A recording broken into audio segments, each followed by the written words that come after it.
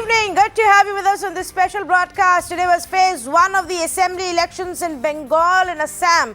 Bengal witnessed a voter turnout of about nearly 80% in the 30 constituencies that went to polls. Assam recorded a voter turnout of 73% in the 47 constituencies that were in the fray today. Now, these constituencies in Assam specifically saw huge gains for the BJP.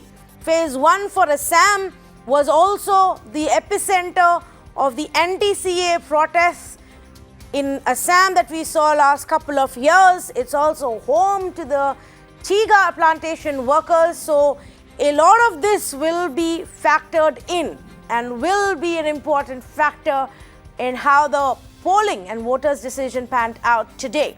We're going to talk about all of that in the special broadcast. I also want to speak about, of course, the other big state, neighboring state of West Bengal. This phase is important for West Bengal because in 2019 Lok Sabha elections, this is where TMC ceded quite a few seats to the BJP. BJP again, just like in Assam, showed significant gains in the region that went to polls in Bengal today. What will be interesting to see is whether the sympathy for the Chief Minister after an injury really becomes a factor here, or if Suvendu's influence continues and can benefit the BJP after he jumped ship from the TMC. Let me also tell you that the RSS and its affiliates have been extremely active in this area, the area with a large tribal population as well. That's the overarching setup. And some of these key pointers we will speak about in detail. But let's also take you through the controversies that happened on phase 1. And on top of that list, of course, is Prime Minister Modi's official Bangladesh visit. But what triggered the political controversy there was the fact that he made a clear outreach to the Matua community. Now, Mamata Banerjee objected to his pit stops in Bangladesh and said that we must cancel Prime Minister Modi's visa. Now, she's comparing this to the time when TMC brought in a Bangladeshi actor a few years ago for election campaign, and his visa was actually blocked, and saying that if that was done for that Bangladeshi actor, why should it be okay for Prime Minister Modi to now be in Bangladesh, essentially reach out to the Matua community via Bangladesh, and effectively her allegation is that he has been campaigning and addressing the Matuas from across the border. So that's one big controversy that has emerged, where the TMC is really picked up on this outreach that the Prime Minister is kind of done as he makes this official visit on the 50 years of independence for Bangladesh. Now, the other controversy, of course, is Suvendu's brother, who came out and claimed that he was attacked. So Suvendu Adhikari alleged that his car had been attacked by the TMC cadre. This was the second thing that actually emerged today.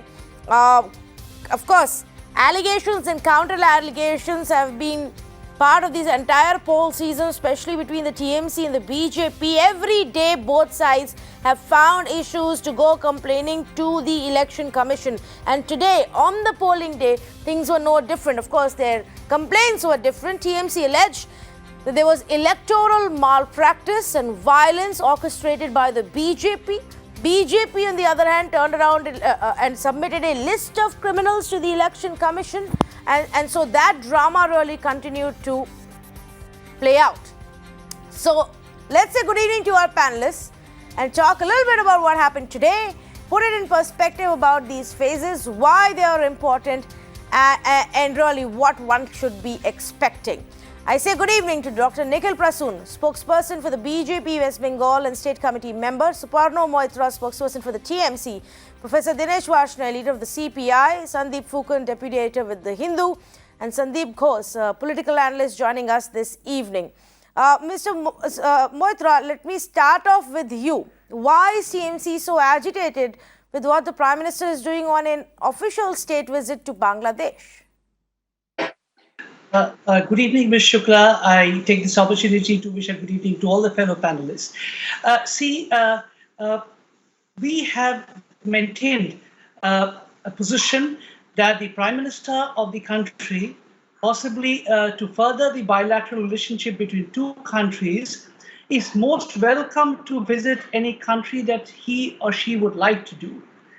But we are not very surprised because the gravitas of the position of the prime minister, I think the current incumbent is extremely oblivious of that and stoops to a new low to use a foreign shore to further the interest of his political party in West Bengal.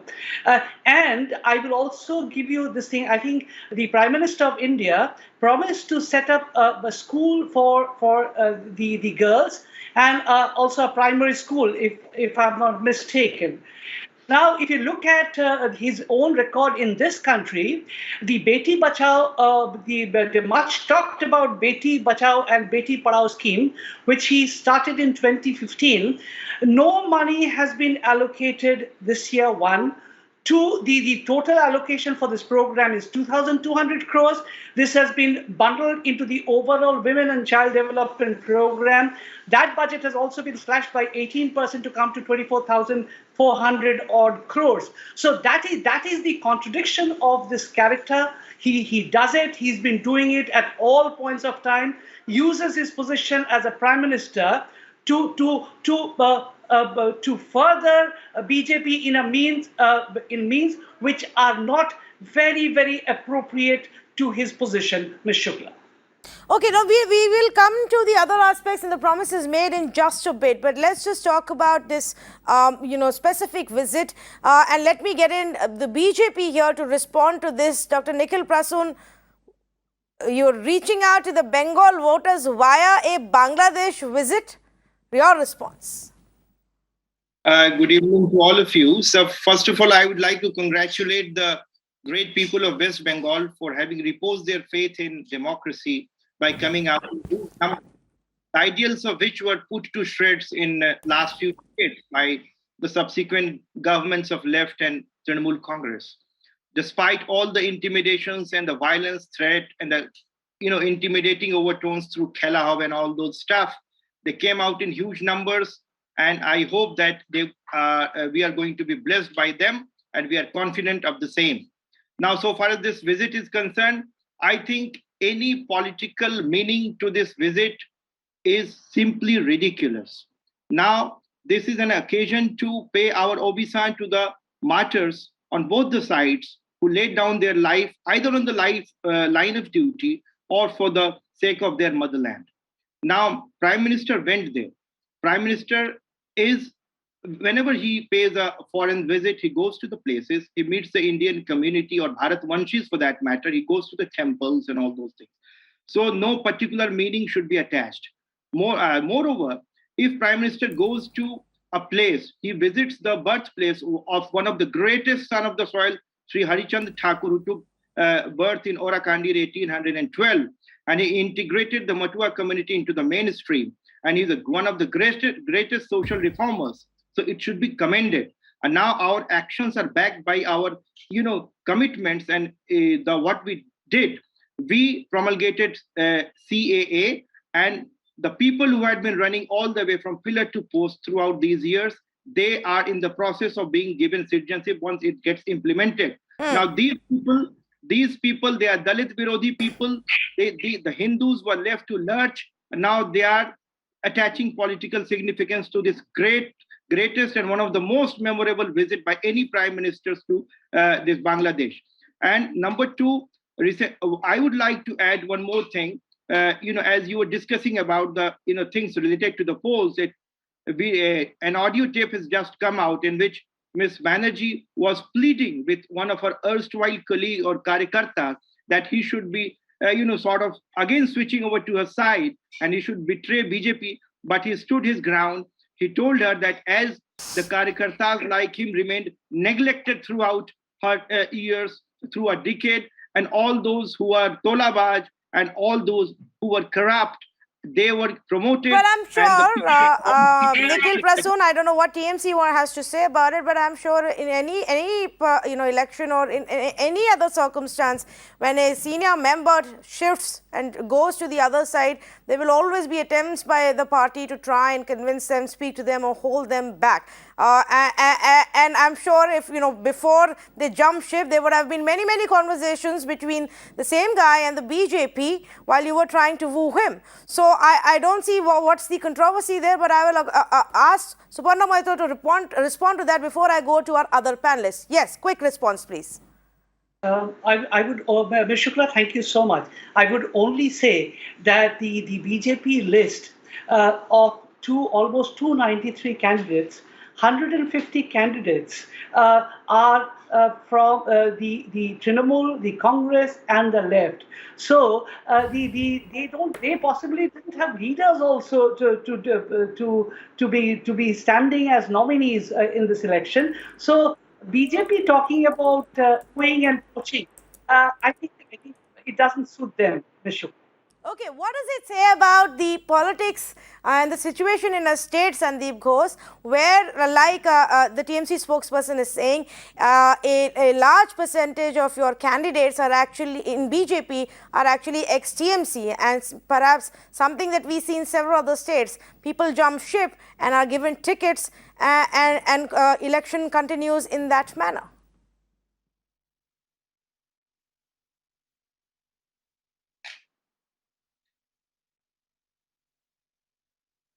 Mr. Ghosh, I think you're on mute. You'll have to unmute yourself.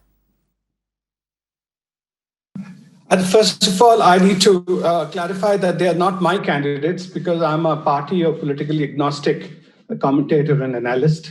And so I'll look at it from a very independent, dispassionate point of view. I don't think this argument washes. Now, who are the Trinamool leaders? Who are the Trinamool? They once moved from Congress into Trinamool.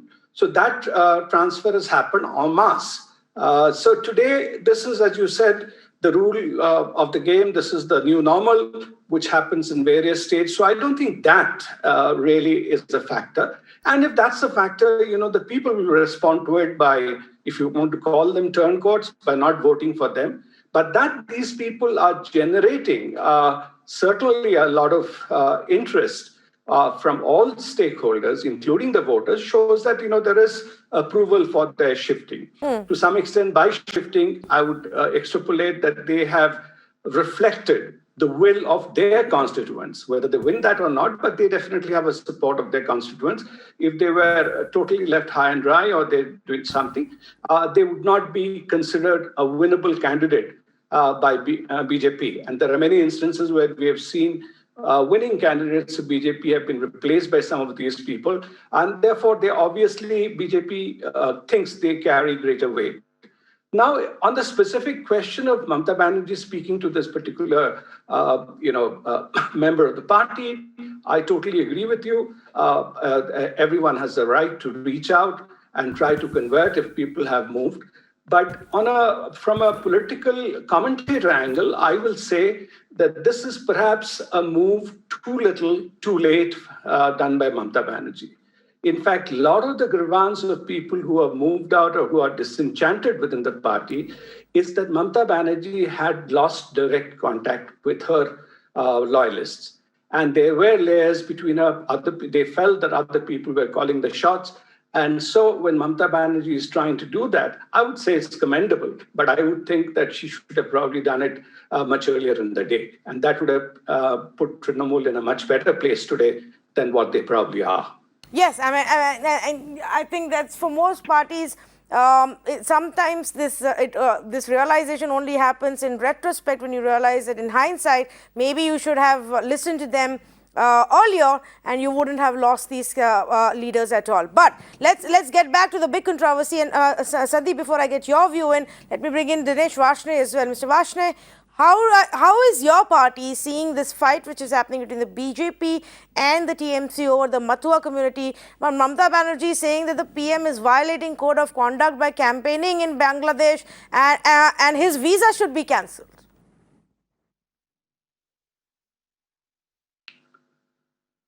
Look, as far as Prime Minister visa is concerned, that has to be seen into the context of legalities and protocol and other things.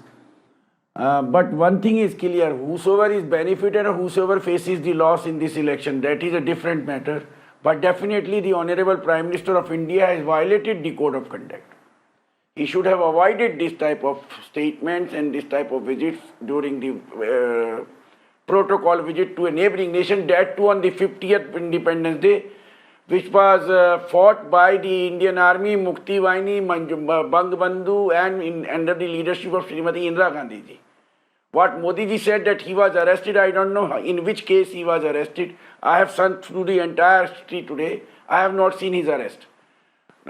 He is a liar, to be very frank. Number two, look, Mamata Banerjee and BJP, both are corrupt. See, the corrupt Sharda tainted leaders of the TMC has come to BJP. They have been given shelter. They have been declared dry cleaned and now they are white poshak. So these are corrupt. Advent of BJP in Bengal is led by the Mamata Banerjee herself.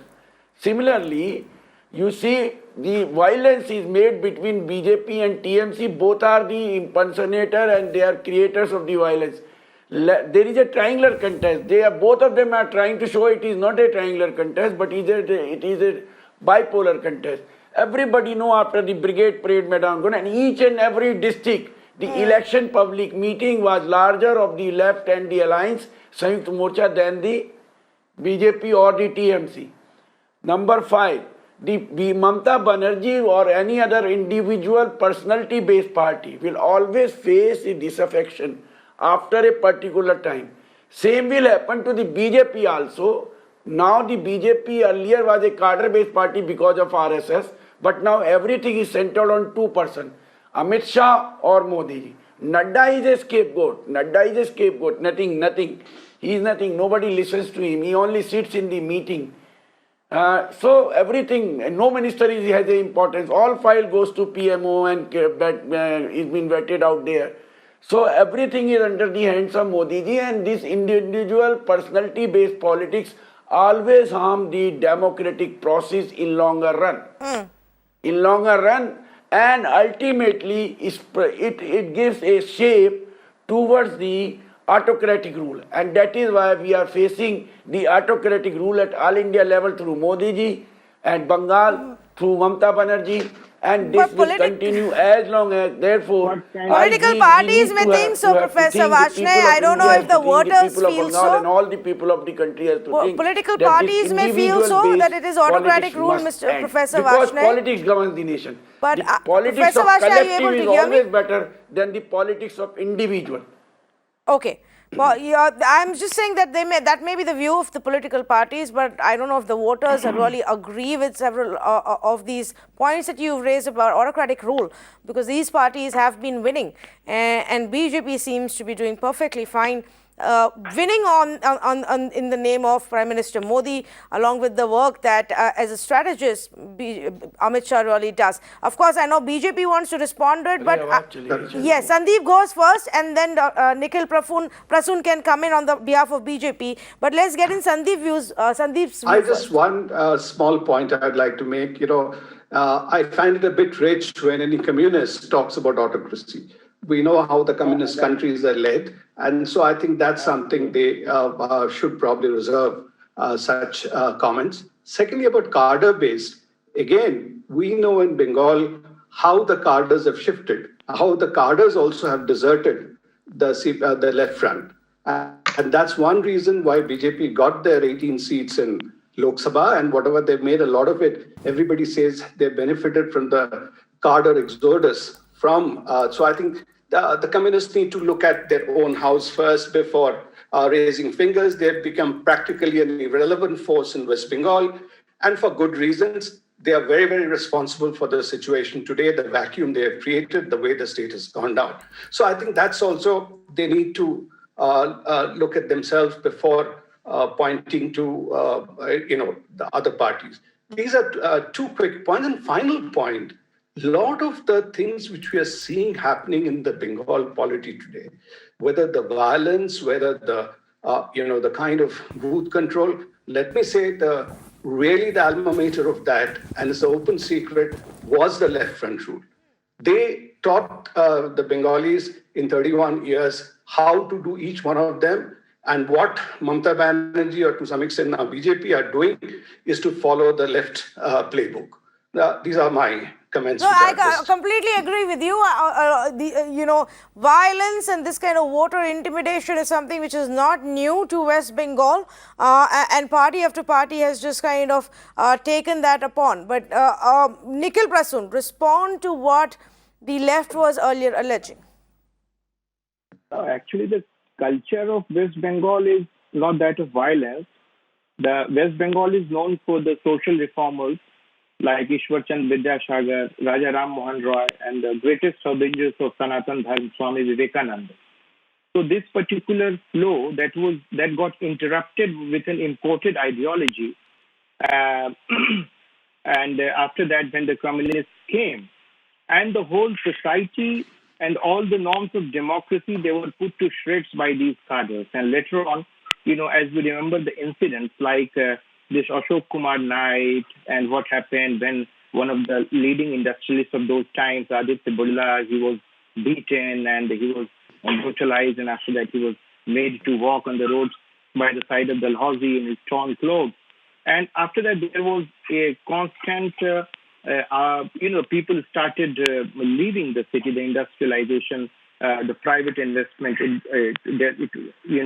it went away from this place and shifted to elsewhere, namely Mumbai and other places. So at one point of time, Kolkata used to be the commercial capital, and later on, because of this high-handedness and of this communist rule, the kind of they had been enunciating the dictatorship of proletariat, and in the process they became so rigid, and the culture that they inculcated in the society, it led to a complete chaos in the society, and that led to bloodshed and numerous loss of life through decades and decades. And Congress and other parties were there at the receiving end throughout. And after that, the identity politics in the name of, Mamata Banerjee emerged as a very big leader in 2011. And there was a huge hope lying on her shoulders. And we were all, even BJP was initially, supporting that. We had, alliances initially. But later on, what we started facing, and the cadres there in the rural hinterland, we started facing the same high-handed approach of, CPM. Yeah. That was but Nikhil Prasun, what you're saying may be true, but today we are also seeing similar allegations being made by the TMC about voter intimidation and violence at booths by the BJP. So who's to say that what the left started off and the TMC carried on isn't the method that the BJP is now using to come to power? In the last 3-4 days, almost 4 of our cadres have been killed. Look, Tanvi, the intimidation politics can be seen by the BJP Gujarat model yesterday. The farmer leaders were arrested. 300 farmers have died on the Delhi border. Mr. Varshney, I'll come to you. Mr. Varshney, I'll come to you. One at a time, please. I asked this question to the BJP. Let them respond our first. President Amit Sarkar got murdered, and after that in Shantipur, two of our cadres were murdered, and today in Keshiari, one of our cadres, his body was recovered. Probably he was also murdered, but it needs to be substantiated. That's a different thing. And the car of Suvendu Adhikari that was damaged, you are seeing there in the picture, and so many voters. There were so many complaints of intimidations and booth capturing as well. That is being presented to them. So they tried their level best to intimidate the voters. But this time around, the voters, especially the tribals in the rural areas, they were so adamant that they would go to the polling station, they would assert their franchisee, and that the people who were trying to intimidate them, they had to run away finally. So we are hoping for a change. Okay. The Parivartan that came in 2011, it needs to be You're changed. hoping that people who asserted their right to vote today and did cast their vote, without any fear, are actually voted for you. We'll have to wait for May 2nd to find that out. Professor Varshney, 30 seconds to you. As I also say good evening to Sandeep Fukan, but before I go to him, yes, please do respond on what has now been repeatedly said about left's association with intimidation. Look, we have never intimidated the way the BJP and the TMC are doing. Everybody know what is the intimidation of the BJP in Gujarat yesterday while arresting a farmer leader addressing the press conference. During the press conference, even journalists were beaten by the police of the Gujarat. 300 farmers have died on the roads of the Delhi and borders of the Delhi, not a single word of condolence. Not only this, everybody know how they have managed the Gujarat elections, whether the municipal election or the Vidhan Sabha election or the Lok Sabha election. Everybody know how do they do the selective manipulation of the EVM. And each and every political party is saying remove EVM, but they are not able to see. And in Kerala, the RSS BJP cadre has been arrested making bombs. They're throwing the bombs on the police stations. They create the violence so that the peaceful election is not conducted and the election is remained bipolar and triangular contest should be avoided. Okay, so you're also autocratic and fascistic rule can all be right. defeated. So you're also not denying what what the left did earlier. You're just saying that now other parties are doing the same as well. Let me actually bring in Sandeep Fukan on this conversation. Good evening to you, Sandeep. No. We have never done it. My first sentence was that we have never done this type of violence. Okay, Sandeep, your view. Are we actually seeing a change in the way elections can be done in West Bengal, or is it just more of the same by different people?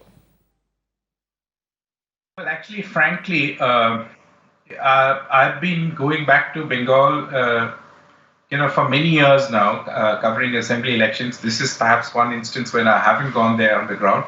I've always been fascinated by what I see, a complete disconnect between what happens on the ground and the quality of leaders that you see in Kolkata. I mean, whether you talk about left leaders or even Mamata Banerjee's Trinamool Congress, they are all what you call as bhadradoks.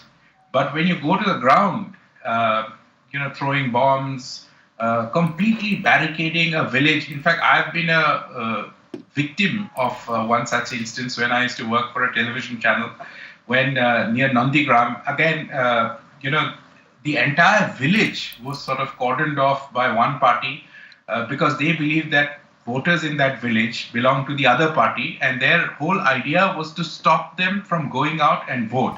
In this case, of course, at that point of time, Suvendu Adhikari was the strong man who was there in Trinamool, and left was on the wane. So this was the situation when I had covered quite some time back. But it is, as Mr. Ghosh had pointed out, it's a bit rich for anybody to claim that this is happening for the first time. As I see it, Tanvi, what happens is that, as I said, there's a disconnect between the leaders and the people, your cadre or your grassroots workers on the ground.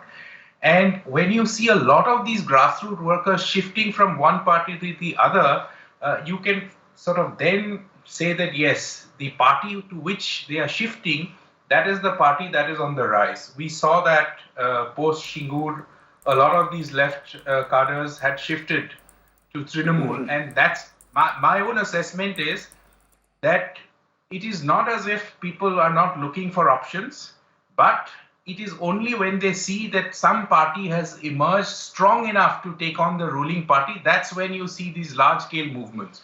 And until a few years back, I think the BJP spokesperson said about being in alliance with the Trinamool. That's right. Trinamool was in alliance with the BJP earlier. And at that time, the left was the ruling party.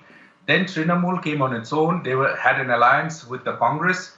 Very soon, what is happening to Mamata Banerjee's party now is what she did to the Congress. Lots of Congress people initially shifted to Trinamool. And now perhaps payback time, because lots of her leaders are now jumping ship, thinking that perhaps 10 years is what voters would Bengal would give to her, and maybe it's BJP is on the rise, and BJP has all the resources to take on the ruling party. Yes, absolutely. Sandeep Ghosh, before I go back to the political representatives, do you also want to weigh in on this aspect? So this is, I think my namesake is absolutely correct. It's not just a disconnect between the Calcutta Bhadraloks and what is happening on the ground. I call it, it's the same phenomena of Hathi ka ek dant dikhana ek dant khane ke liye. So it's the same thing. So a lot of people like to talk, including the intelligentsia about Bengali culture, Bengali, refinement, sophistication. But historically, Bengal politics has not been bereft of violence. And that's a myth which people should now, since people are looking at Bengal closely, they should demolish for good. And always, as Sandeep said, the shift of power has shifted with what I call the lumpen proletariat moving from one party to another, just like people change. In Bengali, we say jersey badal. I mean, jersey is the jersey you wear in a football match. So they changed the jersey, moved from Congress to first to the original ultra left. From there, they moved to Indira Congress when it was formed, and Siddharth Roy and other people, and the Naxal movement was curbed. They moved there. Then they moved en masse to CPIM. CPIM held them on for 31 years. And after that, the same lot moved to Trinamool. So this is a phenomena. And I think Sandeep has hit the nail on the spot to say that the whole movement of the cadre as well as the leaders show that there is a flow towards BJP. What will happen in the results, I don't think it's for analysts like me to comment. We are not in a prediction game, not in a psephology game. Yes. But only last comment would be that today, if I were to, both parties have been, accusing each other, but a lot of the reactions of Trinamool in the last couple of days appear to be very defensive. And I think that's my sense is it's not giving a very confident signal in the market. And not the market means in the electoral, Yes. college. And the second thing is, I don't know whether you're discussing separately. I know for a fact that Mamata Banerjee's display of this plaster and the leg injury has not gone down well in Nandigram. Because Nandigram people feel by doing that, she has indicted the people of that constituency, whereas rest of Bengal and other places may feel otherwise. Nandigram people are quite peeved on that, and that will really not go down well with her on the elections. Well, I must say it's understandable. Some amount of your corporate experience still continues with you, Sandeep, with a slip of tongue between markets or the, electorate. But yeah, I get the point that you were making. Let me actually take it across to the TMC. Mr. Moitra, what makes you confident that you will be able to, regain some amount of lost space, especially in the zones that went to polls today? The zones where BJP performed, great in the 2019 elections, in the parliamentary elections. Ms. Shukla, in 2016, if you look at the assembly election results, and particularly with regard to the particular segments that went for elections today, the Bakura, Jhargram, Purulia, West Medinipur, and East Medinipur, 2016 to 2019, when the Lok Sabha elections were held, the people of that place was extremely happy with us. But there must have been slippages from our side, and there have been issues with regard to the last mile connectivity. But that particular thing was taken advantage by the Bharatiya Janata Party, and I really appreciate that also, because in a democracy there needs to be a strong opposition as well. Otherwise, the ruling party will never be in the correct path. So I being a student of politics and democracy, would support that. But what has happened, we have also learned a lesson, and we conducted programs like Duare Sarkar and others, by which the last mile connectivity could be improved. As far as the policies and programs for the specific sections and segments of the society are concerned, we have been doing it from 2011 onwards, and an article of faith for the Trinamool Congress, in spite of what the political analyst might use terms like lumpen proletariat, I would restrain myself from using that and would only say subalterns. Possibly that would be our way of expressing that. And the article of faith, inclusivity one, and the rise of death for the party has also been to ensure that how we can bring the backwards, the economically and socially marginalized into the mainstream. So we have done considerable work And we hope okay, you raised a very interesting point, and allow me to take it across to our other panelists. This phrasing that's used by both BJP and TMC, Sandeep Fukan, to ensure that they are now more inclusive, that they have schemes or promises to be made to those who've been left out, the marginalized. Is this another way of saying, well, in Bengal now, caste politics is as big and as real as it is perhaps in several other states, but wasn't earlier in Bengal? So in Bengal, of course, when the left was there, they would always posit any problem or any political theory in terms of class. I mean, it's always been the class divide that they talked about. But I think I largely agree with Mr. Moitro. I've covered elections in these areas, specifically in these areas, Jhargram, East Medinipur, and these are bordering areas, bordering other states. And before Mamata Banerjee came in, this was also once a Maoist affected area. And there were really big problems in terms of development, in terms of last mile connectivity. But a lot of that has been addressed in the last 10 years. So, I think he's fairly right that they have done work. I think what has happened is, a short while back, I told you about a disconnect. It's not the question of just Mamata Banerjee. It's also the question of, who is the face of Trinamool on the ground. And these are the people, I mean, Mr. Ghosh used the word lumpen proletariat. I mean, these basically, let me put it simply, these are dadas. And, they always have a say on last mile connectivity, who is going to benefit from a particular scheme, what kind of commission he is going to charge. These allegations of corruption these allegations are fairly serious, and that's where the TMC has taken a hit. It's not really the chief minister's image. It's actually, the faces on the ground, the people who directly, the people with whom citizens directly interact with, they are the problem for the Trinamool, as I understand. So, will Mamata Banerjee's image with a fractured leg on a wheelchair campaigning all around, will that help regain some of that, or allay some of that anger in any way, Sandeep Fukan? As you say, they may not be angry necessarily with the chief minister, but more with these party workers.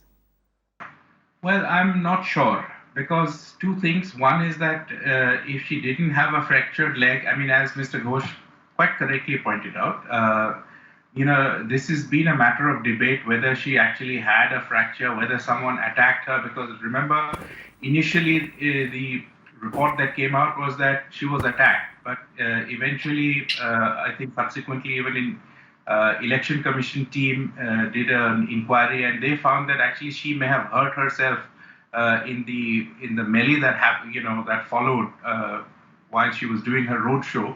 She may have inadvertently hit an iron bar or something, and then that's how she got injured. So to put it on political rivals, to put it on others, especially when the chief minister says such a thing, it may not go down very well with the voters of the area, I would imagine. But, I wouldn't comment beyond, because I haven't really gone on the ground to give you an on-the-ground assessment of how the people have taken it. But I think it's a debatable issue. Okay, interesting point. BJP wants to come in, and then we'll go across to others. Actually, Tanviji, one of the important aspects of this rule has been a blatant politics of blatant appeasement that also needs to be considered and debated. Look, almost what happened? The imams were offered bhattas, and after it was struck down by the High Court, they were given benefits through Waqf board, etc. 150 to 200 writ petitions are filed in the High Court during every Durga Puja for the permission or for Visarjan, etc. Saraswati Puja was not allowed in the schools to happen. Ramnami Julus, they are usually obstructed by the administration every now and then. And what happened? We found the sleeper cells of JMB, IS, and all those things. Bomb factories. What happened in Khagragarh? Almost 30 of them have been convicted. And the infiltrators, they are facilitated to get themselves assimilated in the society through ration card and all that. And the genuine voters, they are being bereaved of their genuine rights. Now, these things are getting played out and the people got frustrated. And along with the fact that in an era of direct benefit transfer, or almost, a large number of central schemes, they were not implemented. And in whatever schemes, that were implemented, a sizable, amount of money was to be doled out to the commission people, these dadas.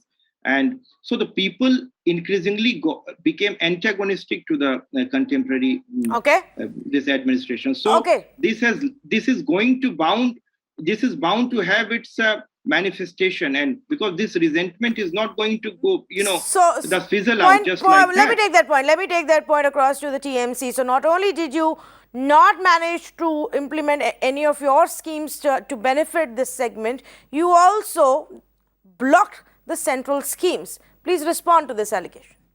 Ms. Shukla, Dr. Prasun has raised 5 issues, and quite predictably, because the point number 1 he mentioned, and I remember in sequence what he mentioned. He said that the Trinamool Congress is all about appeasement politics. That's what they have been saying. 1, it's absolutely baseless. And the entire country knows what the Bharatiya Janata Party stands for. It stands to polarize country in the name of religion and is an advocate and a believer of majoritarianism, number 1. Point number 2, with regard to the direct benefit, the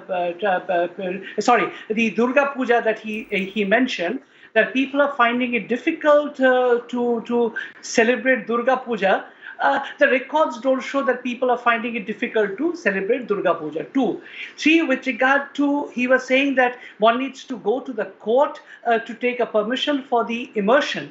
Let me tell you, there was an order which was 3-4 years back, which was taken out by the government of West Bengal. Then, in order of harmony, the Ramzan, the procession, and the immersion date was almost clashing. So they said that if the immersion could be done the next day, immersion has been stopped, and then they applied to the court, and court said up to 8:30. So number 2. Point number 3, with regard to Saraswati Puja. Now, all these schools have each right to follow those to do the academics and other part of it, and anybody who would like to do any sort of puja has got the liberty. But just because the Hindus are in a majority in the country and in Bengal, just because I will be imposing the Saraswati Puja, if there is any discomfort to the other member in any particular religious institution and reservation, so to say and plant Bengal that the Saraswati Puja doesn't take place is utter untruth. Number 4, Dr. Prasun mentioned that the centrals about the direct benefit transfer. Dr. Dinesh Vaishnaji, he mentioned a couple of things, but I have a lot of respect for him otherwise also. So he is a senior. He has been in politics for many years, and Sandeep Mukherjee and Sandeep Ghosh are also here. They will also be bearing testimony to the fact that current Prime Minister Narendra Modi ji, what his observations were about the direct benefit transfer before he came to power, 1, and the Manrega, what was his exact expression about the Manrega and what he mentioned. So everybody knows about that. Last point with regard to the central schemes being blocked, this is also untruth, because the you can't say that just because, if your argument is, Mr. Moitra, that when he was in the opposition he spoke up against them and now he uses them, that can't really be the excuse for you to do the same. How will this concept of central and state working together happen if every political party is in a race to go to the bottom than the other one as opposition parties? I'm sorry I've come in interrupted here, but I am out of time, so I will have to thank all of you at this point. Thank you so much to the political representatives and to our 2 experts, Mr. Fukan and Mr. Ghosh, for joining us. This was phase 1, and largely we've seen a good turnout in Assam and in West Bengal. For phase 1, of course, there were few political controversies, few instances of allegations of political violence that took place, but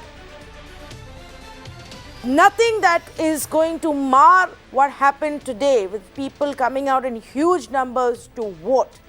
Now, will this mean great news for TMC or BJP in Bengal and great news for BJP or Congress in Assam? We don't know.